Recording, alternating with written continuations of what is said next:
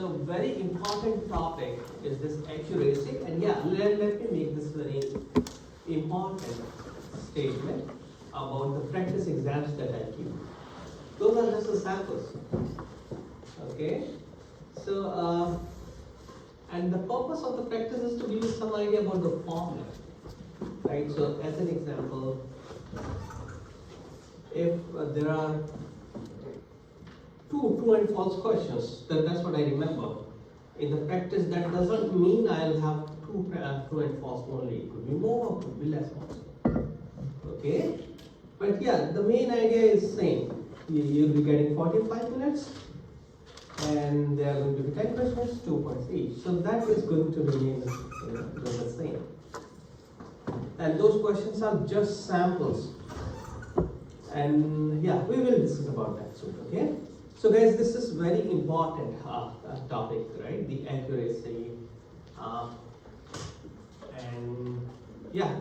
So let's start from where I left in the last class. Probably I went over it, but it's so important that I thought, okay, let's go over this thing one more time. So the most important thing that you need to have to evaluate accuracy, precision, or recall is confusion matrix. So even if there's a problem, yeah, this is what you should have. Okay. First of all, it's very important that you understand what is true positive, what is true negative, what is false positive, false negative, and yeah, again, I can't avoid this thing, right? The review mode, I'll be switching on from review mode, non-review mode. I don't know whether you need any formula sheet, right? It may be just like your quiz one. For quiz one, I don't think you need it with that sheet, but anyway, I will provide you. So most probably I will provide you a formula sheet, but you might not need that. And I will not tell you what is true positive. I will not tell you what is true negative. So you need to understand, these are very basic concepts.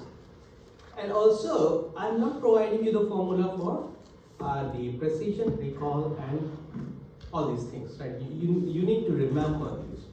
You need to remember how this confusion matrix looked like. Okay? And yeah, not this time, but in the spring when I was preparing, I found that this is not, the only way in which you could draw your confusion matrix. So what do I mean? Well, in this picture, if you look at actual is here and the predicted is over here, right? So I have seen that these were flipped as well, right? So here we have actual, in this side we have predicted, but this can be flipped as well. Concept remains the same. Concept remains the same. These positions, relative position of actual versus predicted might change. You need to remember the main idea behind it. Alright. So this we can ignore, right? I know I didn't go over this picture, but picture is very simple, I think. Right? Here, do you see the classifier? Do you see classifier anywhere? Where is it? Like the line. The vertical dash line, right? This is our classifier. Okay, and here the blue and green curves are showing us the distribution of the data. Okay, so yeah, once this is your classifier, then what you have on the right hand side, all this is your true positive. This much. Well, I was thinking, but I couldn't get this thing in this semester, right? You might get confused, right? Like what is happening to the green curve? I'll say ignore the green curve for the time being, right? Or take it off. We'll think about green curve later. For the time being, when you have to understand what is true positive, ignore the green curve, Okay, look at the horizontal shading that I have done. So we are looking at the case of cancer. There's a classifier which is checking whether a patient has cancer or not. And this region that I just shaded is true positive because for this portion of the data, our classifier is currently labeling those samples as positive, means people having cancer. Now I asked you, right, to ignore the green curve. We'll come to the green curve later. So if this portion is true positive, then what you have on the left hand side of the shaded vertical line is what? If this is true positive, then what should be that thing? False negative, right? So you know, a lot of times when I have the labeling already there, it's not that interesting. But when you see this kind of a question in the exam, then it will become interesting, right? What does it mean? Well, if I take these labels off, all right, I ask this question, where is the classifier? You identified, okay, that vertical line, vertical dash line is our classifier. If I take these labels off, right, like where is true positive, where is true negative, where is false negative, false positive, then it will become a little interesting. You remember the question, last question in quiz 1 from Kevin? Right, which was based on the definition of, what was that? Data science definition, and the TAs were telling me that most of the students got that wrong. Okay, but anyway, it's important for us to understand, right? Like if the data is given to us along with the labeling that the classifier is doing, then yes, we can interpret where is the true positive, where is the false negative. Why are we calling it false negative? Because you know, we know the ground truth. What is the ground truth? Ground truth is that even this region that we have, this portion of the data also belongs to the cancer patients. But our classifier that we have over here is labeling those as negative. So it is false negative because we know the ground reality. We know that these samples, they belong to the positive class. They are all positive. Positive means they all have cancer. But our classifier is labeling those as negative. This is false negative. Okay, good. If you any question on this, right? For the positive sample, there are two possibilities, right? One fraction will be true positive, the other fraction will be false negative. Making sense? Why false negative? Because those were positive. It's just our classifier that is labeling that fraction of the data as negative. Good? So, if you're done with that, now we can look at what is happening to the negative data, right? Those healthy patients. For those healthy patients, what is our classifier doing? Now, in order to understand that, now you'll have to ignore the true sample. Okay? If you ignore that true sample, then here we go. This portion, right, of the sample, I'll put these circles, hollow circles. This portion of the green data or the green curve or the fraction of the data that is coming from healthy patients, which are correctly being labeled as negative, they will form what? True negative. Okay? And now this region that we have, which is falling on the right hand side of our classifier or our threshold, is being incorrectly labeled as false positive. Good? Right? Yep. What exactly is the x and y axis for these? For this, that's an interesting question. I would say we can ignore what is there in that y-axis, but could be some result, some medical test. It could be some medical test, right? Some medical test, okay? And on the x-axis, it makes some sense because you know we can think of these values that we have on the x-axis as some probability, of that sample being positive, right? How does that sound? The classifier that we have is returning the probability value of a sample being positive, right? So now it will make sense, right? We are making this classifier that we have is sitting at the perfect position, because if our probability is higher than 0.5, then we'll say, okay, this label should be positive. If it is less than 0.5, it is negative. Good? This is very, very important, okay? And yeah, I think I gave, we did this exercise, so I don't want to do that one more time. If someone is asking you these questions, right, like what would be the accuracy of a classifier who does something like this, right, who's kind of a monkey, with the 50% probability that the classifier is labeling it as positive versus negative, right? So what will be the accuracy, and we figured it out, it would be 50%. We also tried this for another classifier, which was labeling everything as positive or everything as negative. And precision is defined as true positive divided by true positive plus false positive. I will not provide you these formulas, so you'll have to somehow figure it out, right? Like how to remember. So the trick that I follow is that precision is true positive, the correct result, okay, divided by number of positives returned. It's returned by my classifier. Okay, so in those number of positive that it is returning, I have a fraction of true positive and also a fraction of false positive. Good. And how is it different from recall? In the recall, it is true positive divided by actual true positive.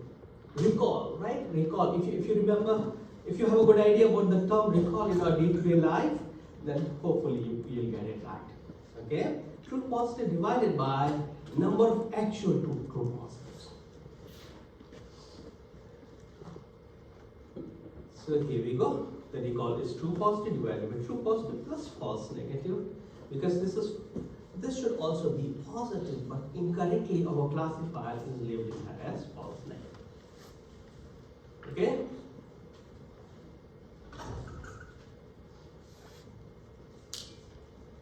All right.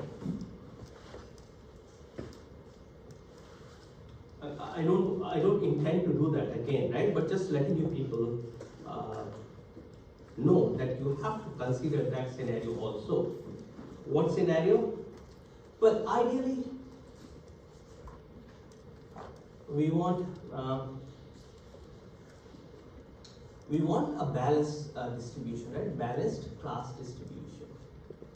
Balanced class distribution means we have, say, 50 positive, 50 negative, right? That's what we want to have when we are evaluating our classifier. Then we want the classifier to do best for evenly balanced class distribution, 50 positive, 50 negative. Chances are that we may not have this situation. We may have 90 negative and 10 positive, right? These questions are not there in the sample, right? But think and prepare on these questions also. If you have questions, you can ask me right now, or maybe in the review. How will our performance measure behave if we are dealing with this kind of skewed class distribution? Right, in the top we have balanced class distribution. This I'll say unbalanced or skewed. Right? And the funny is the case that for the skewed one, our accuracy is not a good measure. Why? Because we can have a classifier that is labeling every sample as negative. If that's the case, we are getting about 90% accuracy. Okay? You need to think about, now this is something I'm giving you as a homework, right? To think about or prepare for. Treat that as a sample problem. If I have 90 positive and 10 negative, then how are your measures going to perform, right? For different kinds of classifiers. You have to think about all the kind of classifiers, right? Here also we can have an interesting classifier that is labeling everything as positive, right? Good? Am I making sense? Right? So the hint for you people is, the homework that I'm giving you guys is to think about our performance measures in extreme distribution cases, right? So the one case we discussed in the last class where we have 90 negative and 10 positive. And we said that in that scenario, the classifier which is labeling everything as negative will give us a very good what? Accuracy, right? Now I flipped it. Here it's 90 positive and 10 negative. With this data, now apply all the possible cases. Like if we have a classifier which is labeling everything as positive, then what will happen to our accuracy, precision, and recall? And out of these three measures that we discussed, or we already know about, which one happens to be a silly measure? Right? Okay, let's keep moving.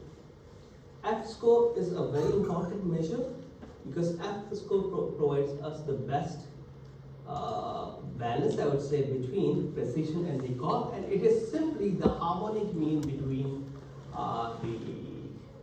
the precision and recall. Harmonic mean. Now, question arises: how do we compute harmonic mean? Well, arithmetic mean between any two variables, right? Arithmetic mean between A and B is A plus B divided by 2. Geometric mean we know, right? What is geometric mean? Geometric mean will be A multiplied B, square root of. Alright? Harmonic mean is 1 by harmonic mean is equal to 1 by A, 1 by B divided by 2. Okay? Why am I telling you all these things? You don't need to, reason is that you don't need to memorize F measure, you can derive it. Okay? So 1 by F measure is equal to 1 by P plus 1 by R divided by 2. You simplify it, it will come out to be F is equal to 2 times R multiplied by P divided by R plus P, where R is recall, P is precision. You must bring a scientific calculator. Okay, smartphones and smartwatches not allowed, and don't put you the earbuds or something during the quiz. I'll request you to take that off. Okay, so if I forget to put that instruction, then please do remember. Good? Doing all right? This is just simple math, okay?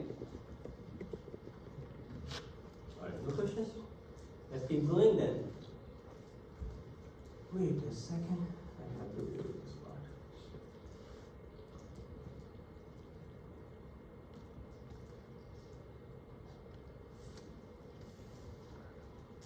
All right.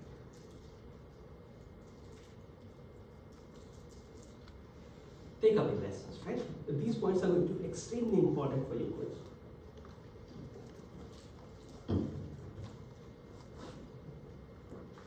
Accuracy is misleading when the class sizes are substantially different.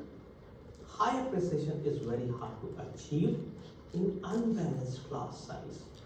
F-score does the best job in any as a single statistics, but all four work together, right? So we must report all four of those. Remember. And as I said, there is some question. The questions may not be direct, right? If I'm asking you what is the formula for F score, it's a direct question. You need to remember, you can derive. I told you how to derive. Yeah. But the question could be indirect as well, right? A scenario kind of thing is given to you, and you ask like, okay, fine, which major will you pick, right? Maybe multiple choice question. Pick one option or multiple options correct. Okay, this is going to be the most interesting slide, okay? And I'll request you to pay attention because all the information is not available in the lecture notes. So please take notes as I explained. ROC is again a very important measure which is used when the classifiers are evaluated, binary classifiers are evaluated, and that too for the classifiers which are threshold based. Right? Threshold based means if you could recollect, right? I just looked at this example of cancer. I'm taking you back to that slide here. Okay, one of the students asked a very good question here, what do you have on the x-axis? Y-axis is any test score. So this is a threshold based classifier, right? It's a cancer scene. Are you happy with the location of the classifier? Look at it again, right? Are you happy with the position of the classifier threshold, right? Can I move that to right or left? Yeah? It should catch all the positive. It should be? To the right. You want, okay, we are facing same way. You want left hand side, right hand side. Should I put it to the left or to the right? To the right. Left? Not right. You want it to be pushed to right till what point? Till the whole green curve is. Oh, whole green, okay, interesting. So it is our call, right? It is our call. It's a threshold base, right? So I'll ask him for his, he's saying that let's push it to the right. Why do you want it to be positioned here? Let's assume that this is what, 0.65, just coming up with some number. Let's assume it's the probability 0.65. Why? Because I want every cancer patient to be caught. You want every Actual cancer patient to be caught. actual cancer patient to be labeled as actual, right? Your intentions are great. That's what it should, that's what we all want to happen, right? But look at it, is that really happening?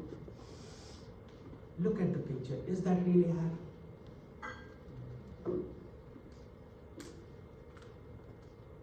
Why?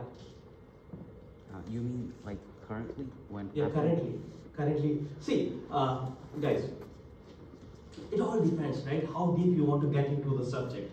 And for me, I can do it because I have nothing else to do. Just teach, that's it, right? And come up with something interesting in every other semester, okay? In this picture, tell me where is the data from which we are learning the classifier? Right? Do you see the data? Where is that data? How's the data represented in this picture?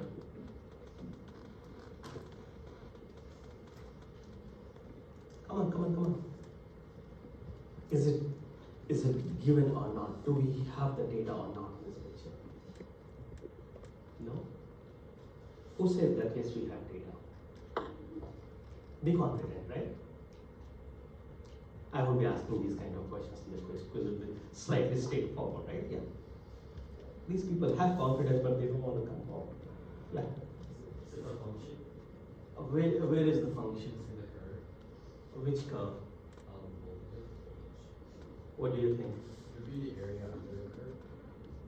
Kind of, right? Let's give them 100%, make them happy, right? Because they're very close to us. Yes, we do have the data, right? We do have the data, and from this data, so see, the right curve is representing the distribution of the positive sample, right? And left curve that we have here, right and left, right? We are looking at the same. in the same direction. Right is for the positive, is the distribution of positive sample, which is red in color, and the left is, which is in green in color, is the data or the distribution of the negative samples. Right?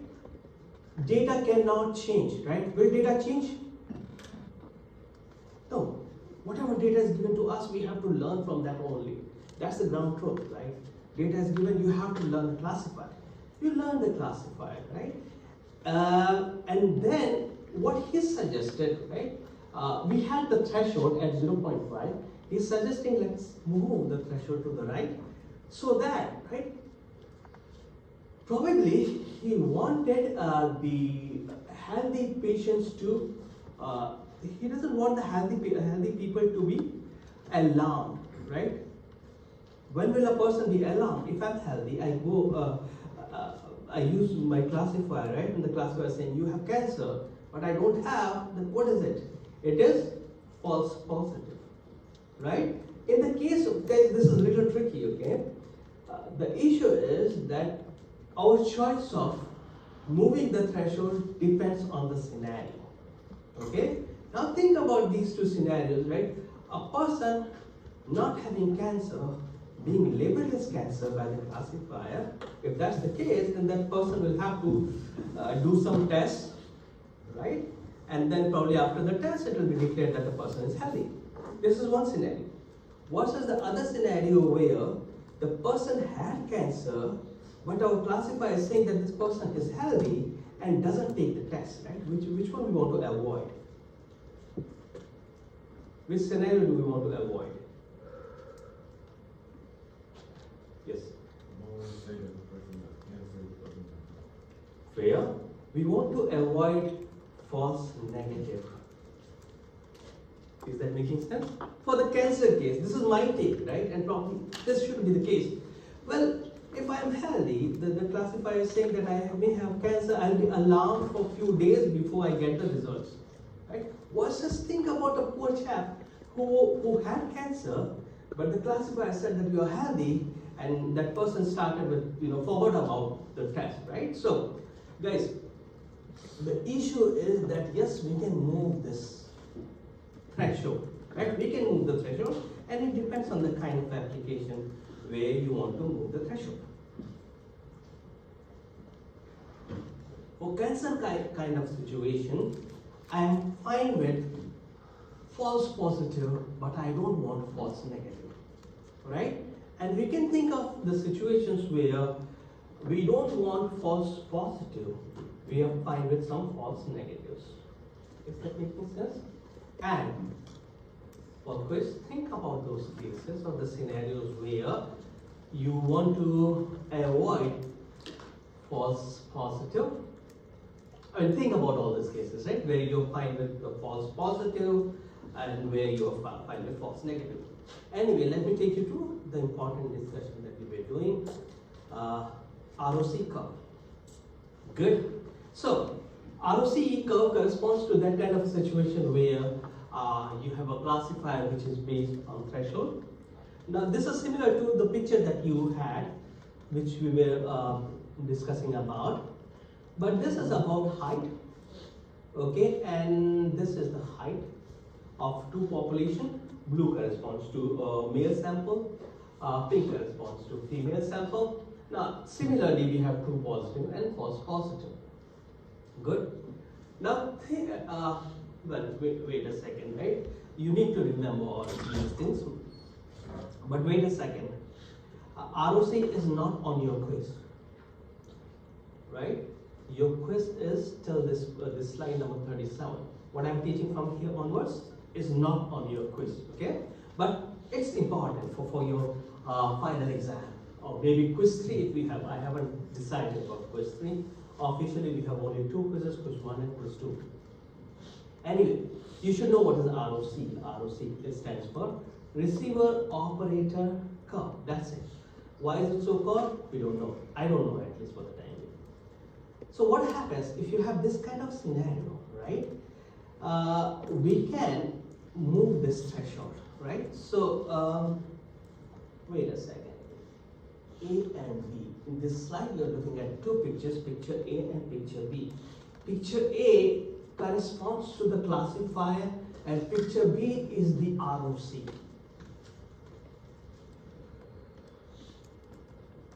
This is the curve, right? Receiver operator curve. And you can get the picture B from your classifier. Okay? So what will happen?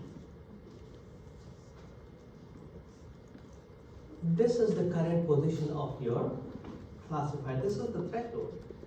Let's guess that this is 168.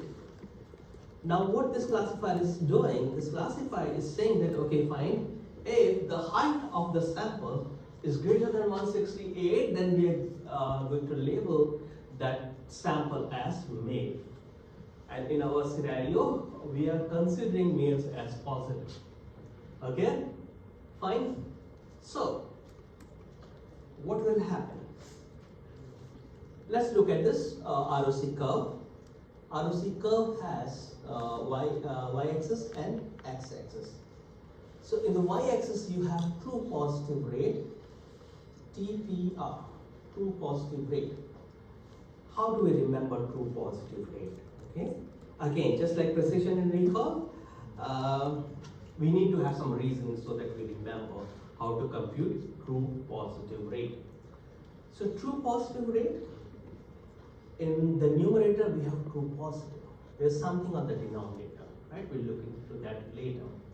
In your x-axis, we have false positive rate.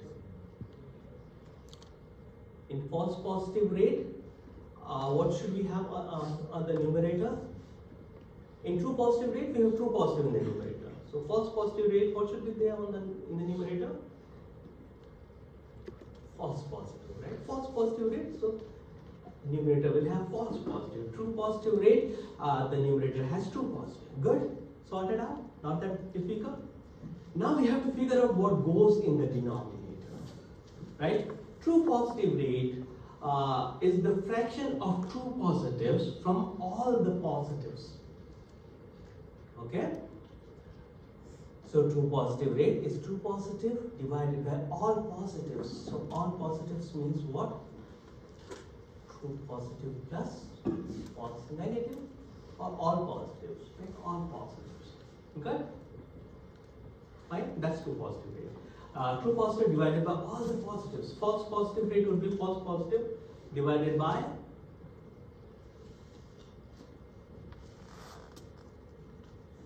all negatives. Good? Simple? Okay? True positive rate is true positive divided by all the positive. False positive rate is false positive divided by all negatives. Good? So once we know that, let's see how can we draw this ROC curve. Alright?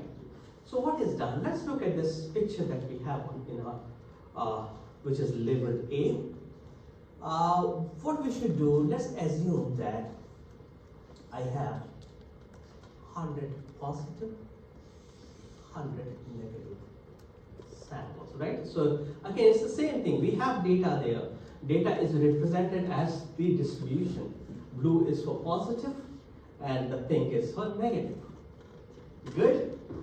And in this situation, right, in this scenario 1, let's assume that the true positive is 75.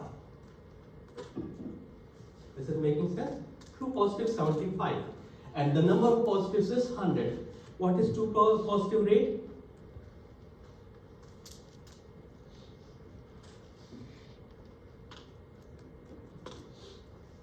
We should have quiz right now on this question only.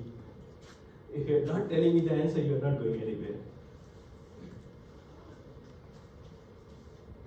One more time. True positive rate is true positive divided by number of positives. What is number of positives in my example?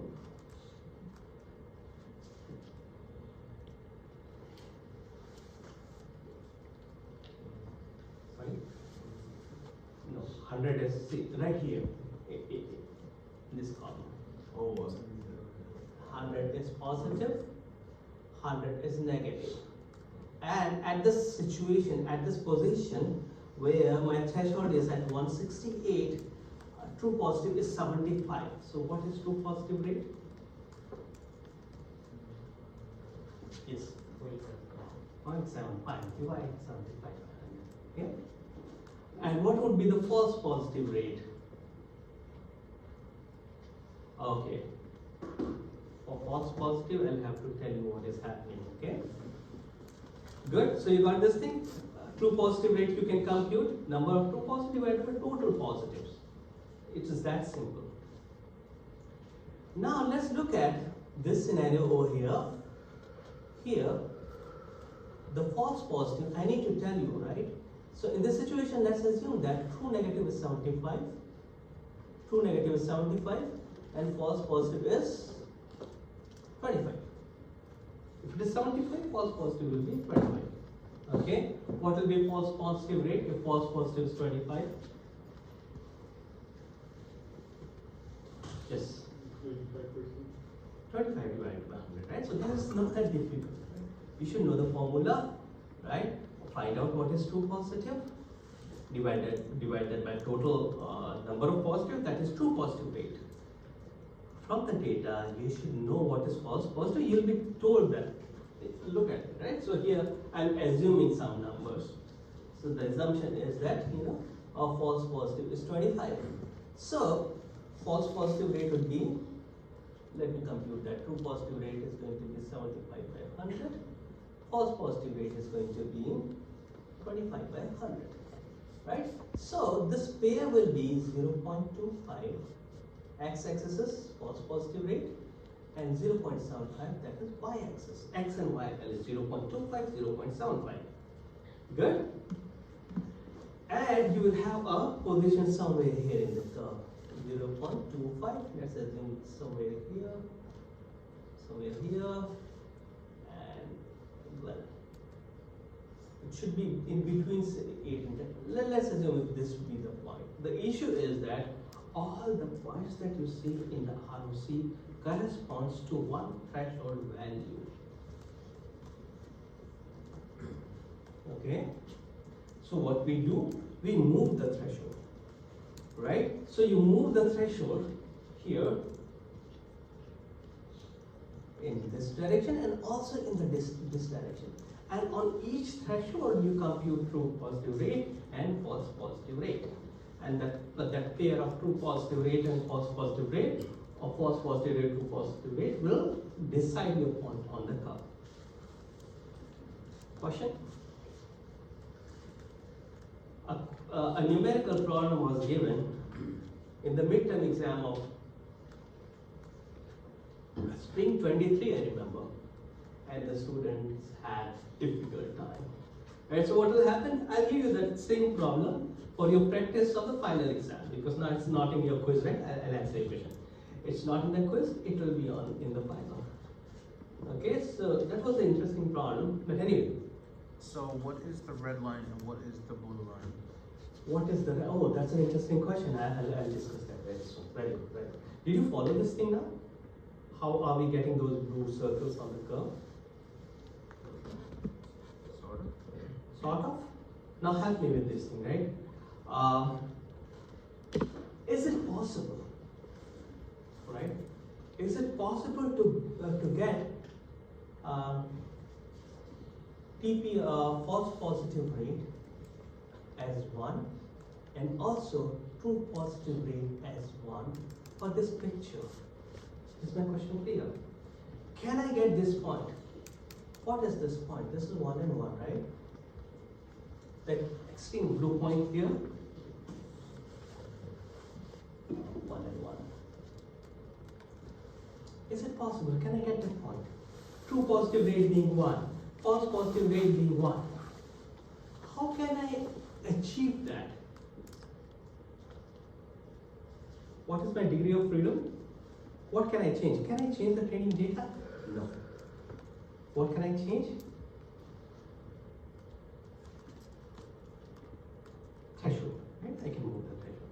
Now move the threshold and tell me at what point And in what position of the threshold will we get 1 and 1? False positive rate being 1, true positive rate being 1.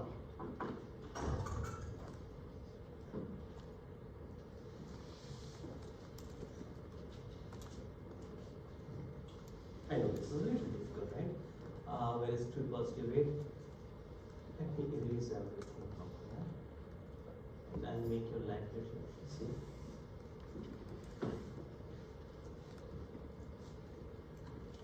I want this point.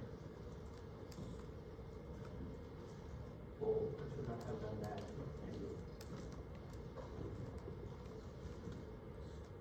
And this was also a part of that question in the midterm exam. When will you get this point? And I asked the students to draw the threshold in this picture itself, which will give us the value, this one, okay? So it is, yeah. TPR should be 1, false positive rate should go, yeah. You can move the threshold all the way to the left. All the way to the left, you're saying? Okay. If I'm taking it all the way to the left, right? What is our true positive rate?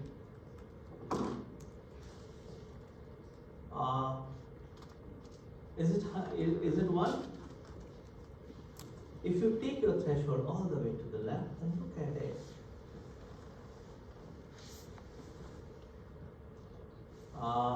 True positive is 100 and number of positives is 100. Right? So TPR is 1. How about false positive rate? All these hundreds that I have here are also incorrectly being classified as positive. So false positive is 100 and total number of negatives is, right? Little tricky. Think about it, right? Think about it. I'm sorry I'm forcing you people on these things because this is interesting. And yeah, it's not in your quiz. You have all the time. You can discuss with me in my office hours. Oh, I didn't answer your question. Okay. He asked that, what is this red curve doing over there? So guys, this classifier that we have here, if you change your threshold from if you go all the way to the left, then you get this point 1 and 1. We just figured it out.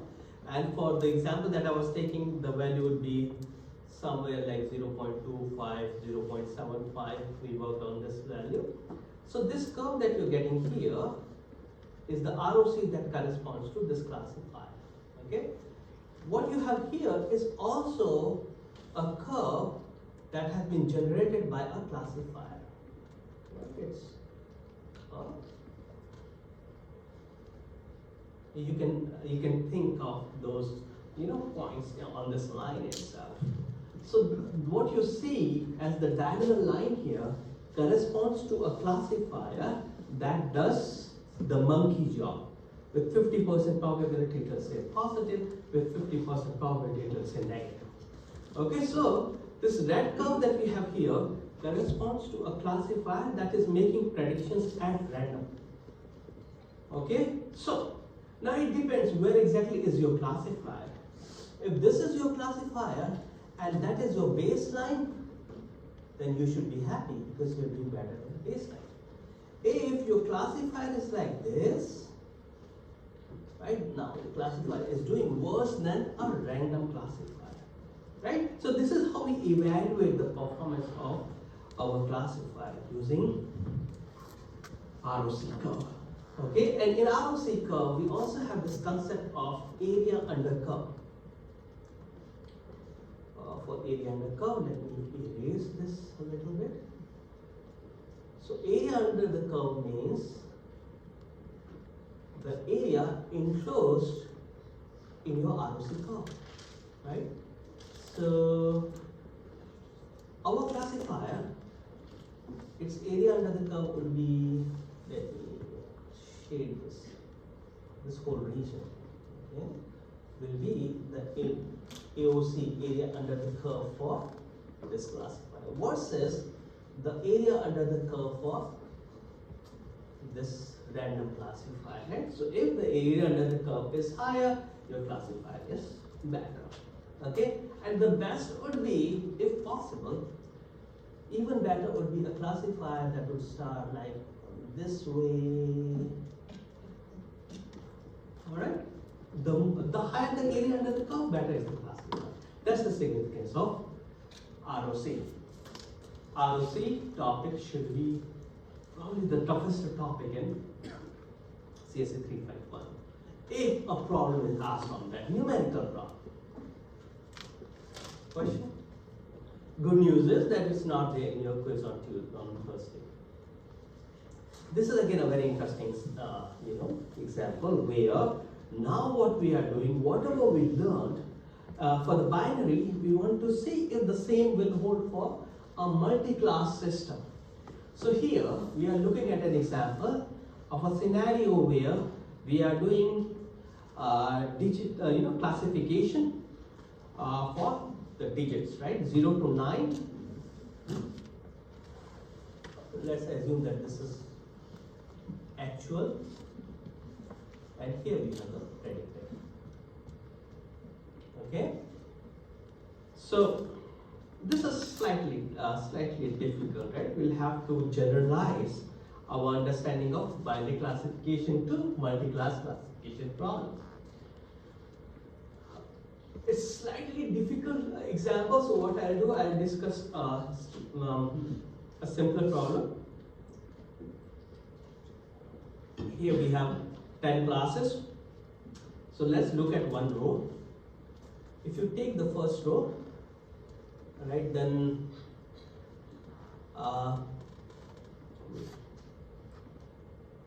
if this is the case,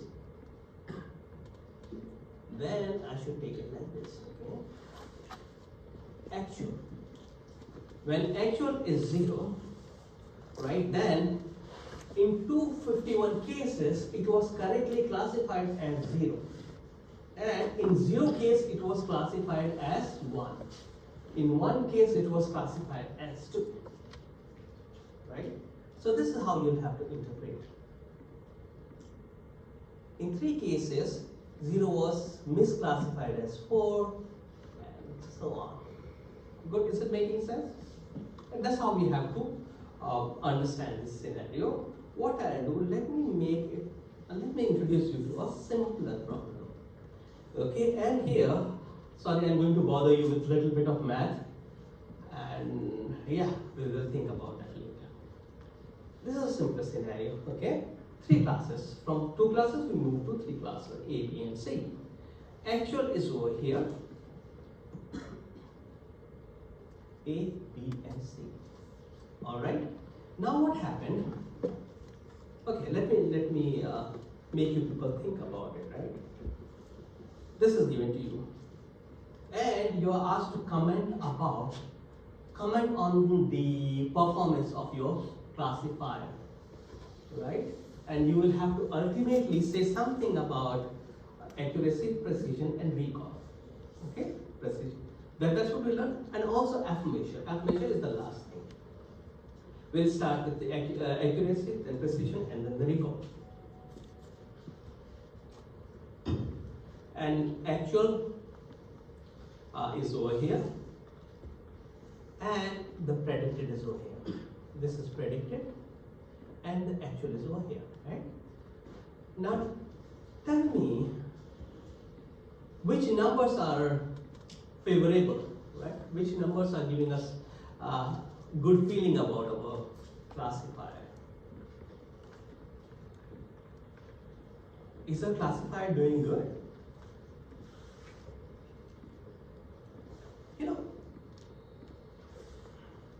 Sometimes I believe that we should also have the understanding of reading a matrix, right? Does it look like a matrix? It is a matrix, right? 3 by 3. We can have correlation matrix also, but this is not correlation matrix. This is the result of our classifier. Okay? So what does this mean? Can anyone explain to me what is this number 50 conveying in this matrix? What is this 50? 50 corresponds to the number of predictions where the sample was of class A and was correctly labeled as class A. Got it? Right? Making sense? 50 is the number of instances or number of samples which were of class A and our classifier correctly labeled those as class A. Now tell me about 40. Number of times the actual value of B and there's a classifier labeled as B. Good.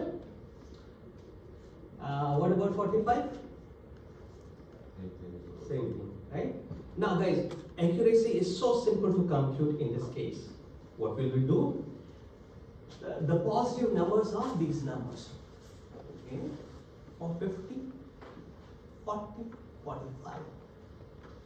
These numbers go in your numerator, right?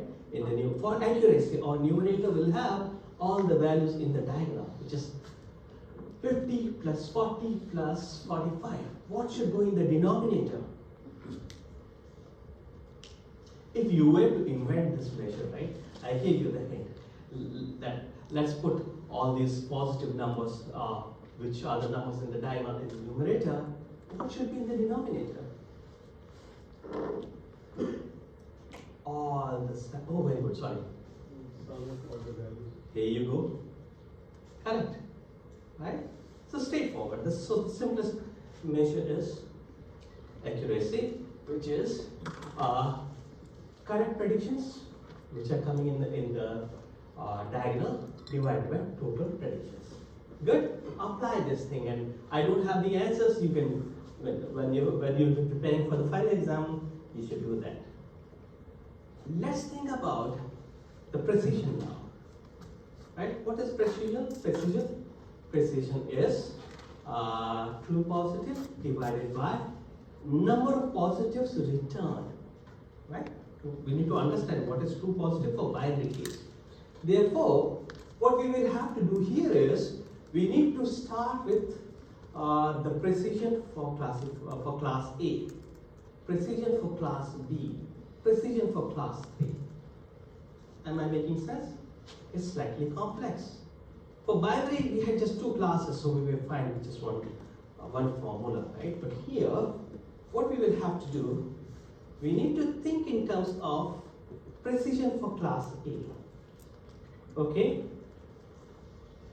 So, for class A, what you'll have to do, find out the true positive for class A divided by true positive for class A plus false positive for class A. Right? So, where is the false positive? True positive divided by what is false positive? True positive. Again, this is 50 plus. Where are the false positive numbers? Come on. For class A, false positive numbers. Matrix is there. False positive. Predicted, this is the prediction. That's the reality.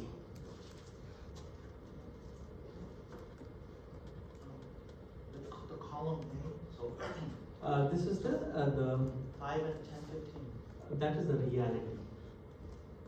This is actual. Actual is this one, right? This is reality. Actual. This is predicted. Predicted, right? False positive for A is. Step 4 and 3, so. Here you go. Good. Do the same for every class. Compute the precision for B also. Compute precision for C also. Good. What will we do later? We'll think about that. Okay? Then let's also think about the recall. Can anyone guess how to compute the recall? Same thing.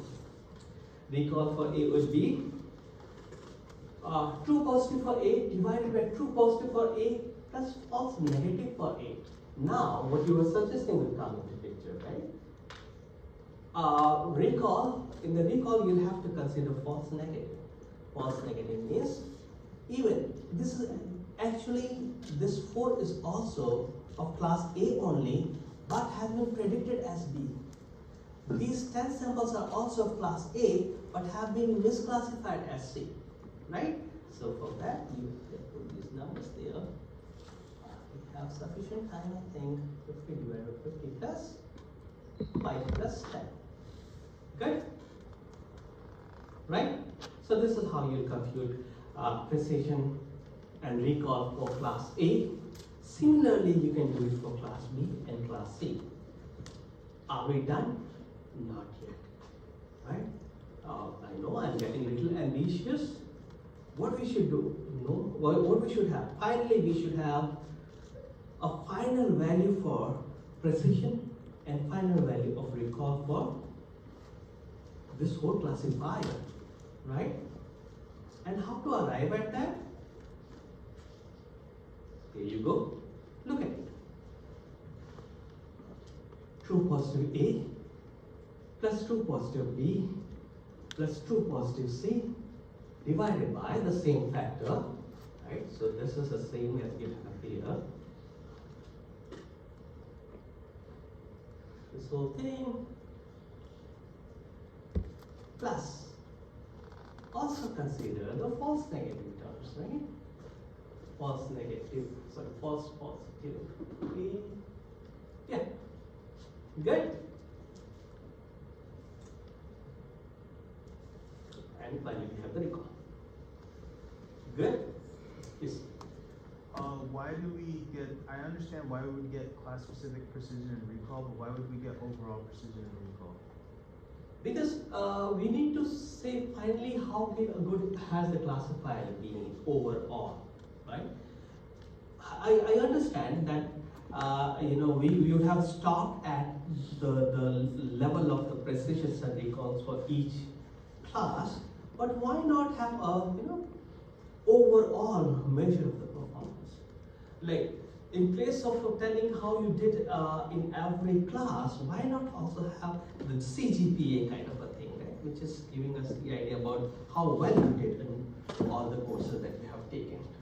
But doesn't that just equal the accuracy because the addition is commutative? No. Is that the case? Probably not.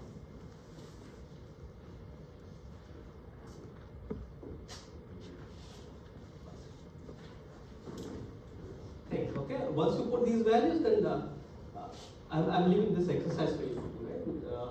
And good news is that it's not in our quiz book. And interestingly, what the formula that I'm giving you is probably called the micro approach.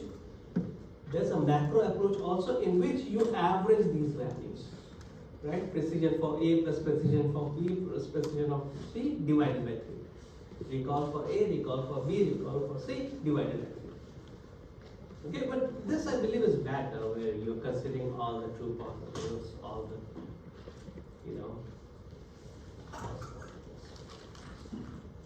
Okay, so, well, let me quickly finish this thing and then I will do a quick review.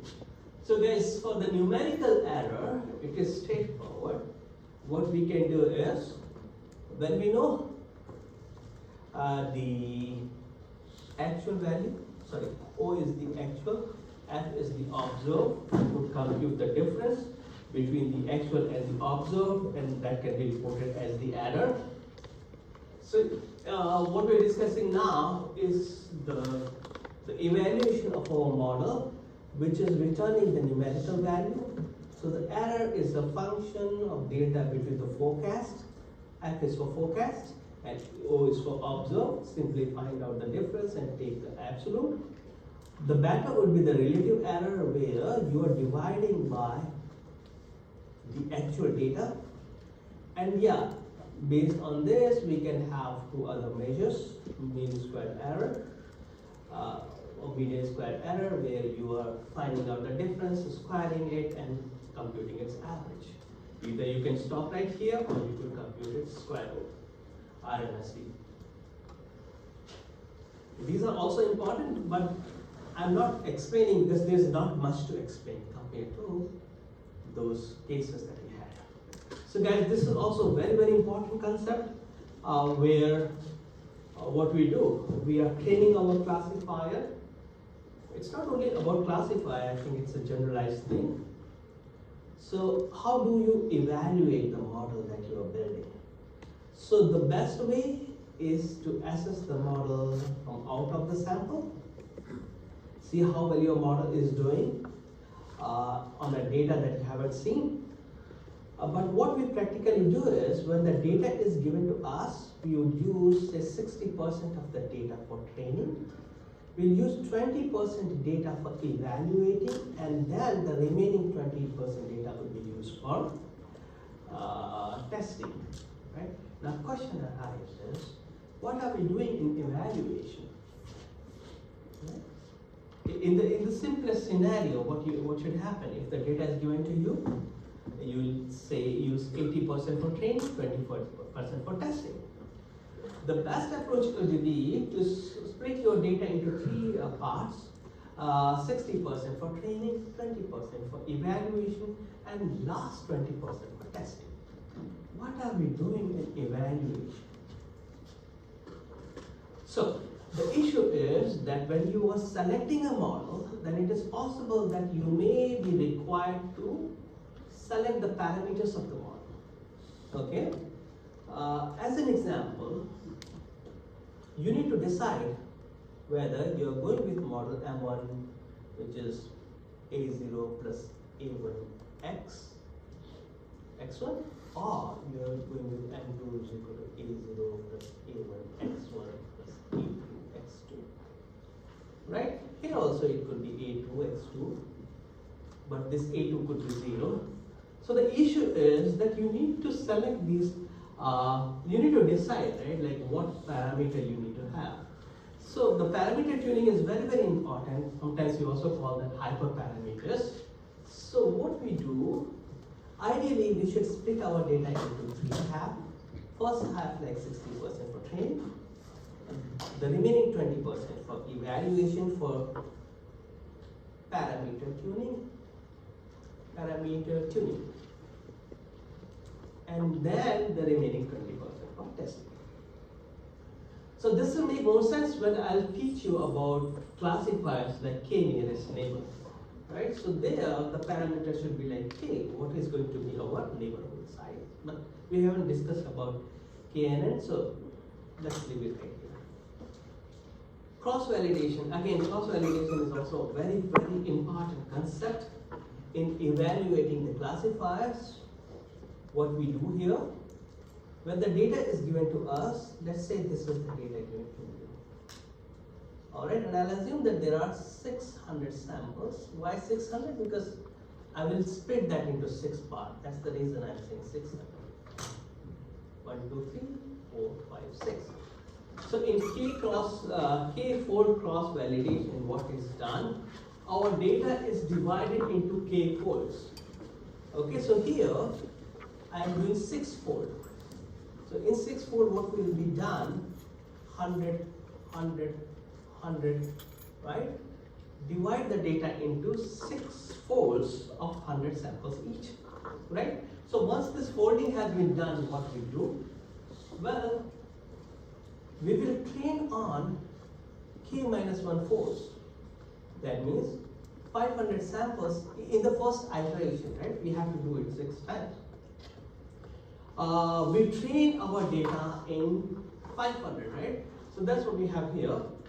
When you're when you're doing k-fold cross validation, then you train on k-1th of the data and evaluate on the rest, and then you repeat it, and finally you will report the average. Okay, so this is cross validation. And why is it better? Because you know, if you do it this way versus a split where you are training on 80%, testing on 20%, this is much better because you're taking turn, right? You're evaluating it on different combination of training and test data. And what may happen is, if you are limited, if your data is as small as 20 samples, so if your data is as small as 20 samples, what is done? We use an extreme case of cross-validation, which is called leave one out. So in leave one out, what we do? In the leave one out, you will use one for testing and remaining 19 for training, right? And this thing needs to be repeated. Next time you will select another one for testing, the remaining 19 for training. So this should repeat. It's the same thing, cross-validation, but in this case of cross-validation, we are testing on 1 and training on n-1 samples.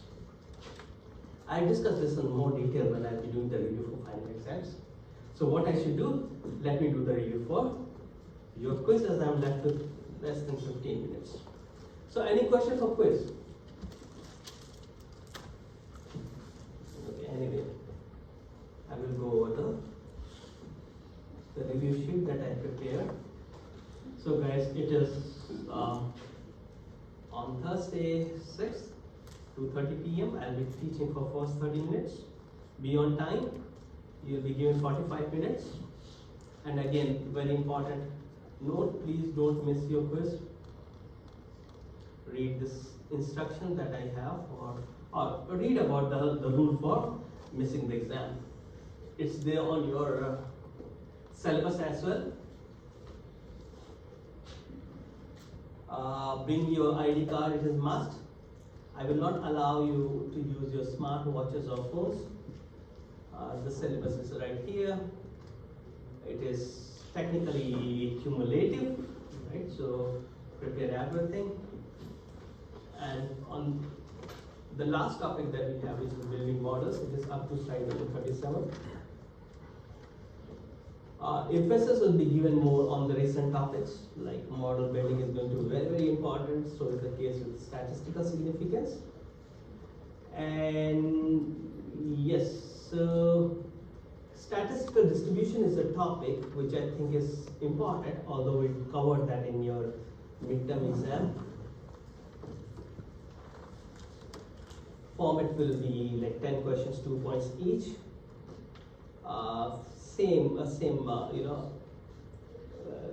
Structure the way you had in quiz 1. You could expect some true and false questions, some fill in the blank kind of questions, basic definitions, examples, and all. Right? Question? And this I think I have shared with you also. I shared everything. I shared the solutions also. Okay, so for the first question, is linear regression descriptive? The answer is yes, linear regression is descriptive. We discussed about it in the lecture. Then the second question is neural network is an example of descriptive model. No, it is not. It's an opaque model. Okay. And then the next question is, what do you mean by effect size?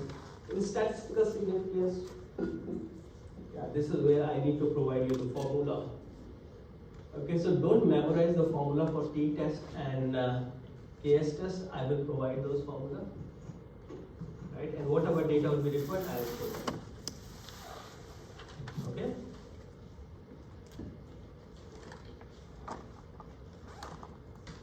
So what do you mean by effect size? So in the context of statistical, this is my answer, right? Your answer should not match the solution that I'm providing, but make sure that the answer conveys the key idea. And then what do we mean by, so these things we have discussed multiple times, right? Like underfitting, overfitting. So this is my answer. Okay.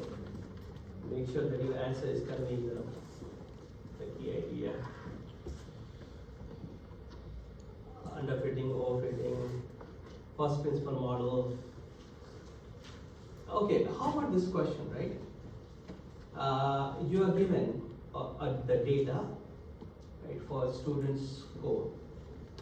Alright, for all the students that I taught, if I give you their score in quiz, midterm exam, project, homework, and I ask you to build a model to predict their final grade, numerical grade, what model would you apply? Is my question clear? You need to predict the final grade, Latin grade or whatever, numerical grade. Okay? What model will you use? Is my question clear? It's data of my students, their performance in every test. Okay? And you need to build a model to predict the grade. What kind of model will you use? There you go. Very good. Very good, right? I was just thinking about it. Why is it first principle model? Grading from homeworks and that's obviously directly influenced by the grade. Maybe if you have two variables that are not directly related, then we wouldn't use it because just because someone does something that you don't use it for everything, but for something that where one thing directly is used to calculate another thing, then you can Very good, right? So this is a perfect example of a case where we don't need a data-driven model, right? First principle model. Why? Because we know the rule, right? I need to share with you the grading criteria, which I already shared, right? Did I share? Yeah, it is there on your syllabus. If you're getting that much score in each test, then yeah, that's what you're getting, right? So this example of the final grade computation of a student based on the performance is an example of first principle model. It is well defined, right? It should not be a stochastic thing. It is not in our case. It's not based on the data. It is not data driven. Okay? Good.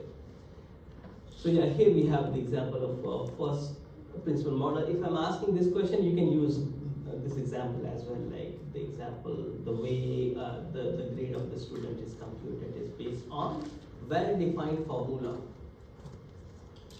So a first principle model is based on fundamental scientific law or theoretical explanation of how system works rather than on the data alone. A data-driven model is the one that is based on data alone. So that's how we distinguish, first principle versus data-driven.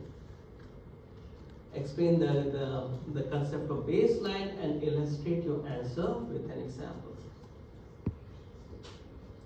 So this is my definition.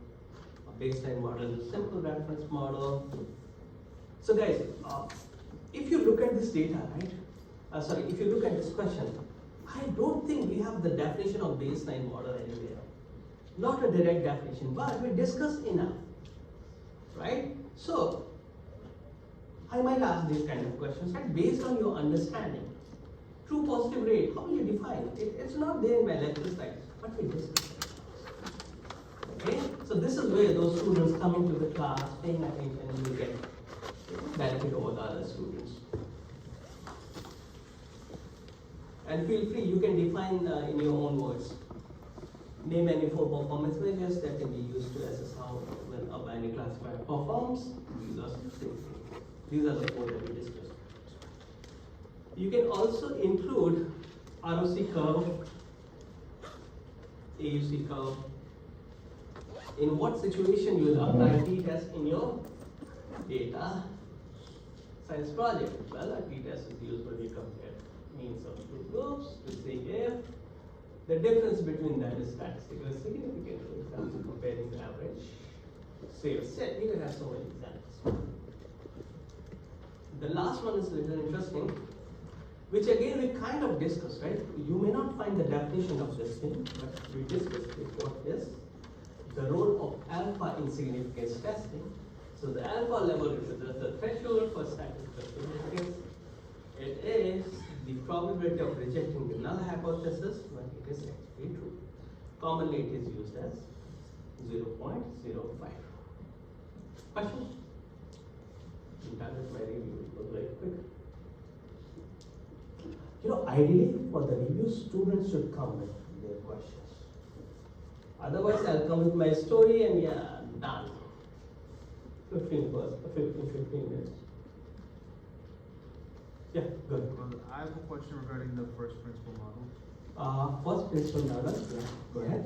How do we know when it's a first principle model? Because I still see the grading one as a data-driven one. You still see, unfortunately, that is not, right? Let me tell you, you have to have some patience. When when I used to grade in Stony Brook, right, when I came to Stony Brook, in the initial semesters, my model was kind of data driven. Because I came from the University of Texas, and there we used to look at the distribution and then decide the letter grades, right? So that was a data-driven model, but what I have now is not a data-driven model. Because I told you, right, how much you are getting for quiz, what percentage you are getting for homework, what percentage you are getting for midterm exam and all. So we have a formula, right? And you put your grades there, and if you are getting what 95 and above, you are getting an A, right? So this example that I'm using here, we have the well-defined formula which we will be using to give you the grades, right? Versus the previous one that I was using, where I was looking at how the students are doing, and then, so my previous approach was data-driven. This approach is not a data-driven where the formula is provided for your letter grade. So what separates a first principle model and a function with like? So how about this one? The example that I have in the solution is a good one. Should I have this? Look at this example, predicting the motion of a falling object using Newton's law. Come on, for this you don't need data, right? Newton has provided us the formula to compute something, right? So that's what it is saying. When our problem is so simple, not so simple, if fortunately for our problem, we have some theoretical result, a formula kind of a thing, coming from scientific research, which we can apply on the variable, then let's do it. Let's not be dependent on our data, okay? But that is not always the case. For most of the applications, I would say, of AI, ML, we are dependent on data. Okay, so most of the models I would say are data driven, except for few where luckily we have a very good understanding of the system that is generating the data. Good? Yes, go ahead. Sorry, that's what I meant. Like, how can you say that this is a model rather than using a predefined function? Because it's not really predicting; it's using the same. See, I understand your concern, but you're saying that why are we calling it a model in the first place, right? Well, I would say that we discussed all the scenarios of modeling, and in that taxonomy, we also considered those cases where the system is so well understood that we should not be too much dependent on the data. Let me make it a little fuzzy. We still need data, but not too much dependent on the data. In machine learning or data science, I'll say that it may not be possible to put some scenario exactly into the first principle model or exactly into data-driven model. We may have some, a gray area, right, which is more first principle model and a little bit of data-driven model. Okay. All right, guys. I'll request you people to return the attendance sheet. And yeah, good luck for your quiz.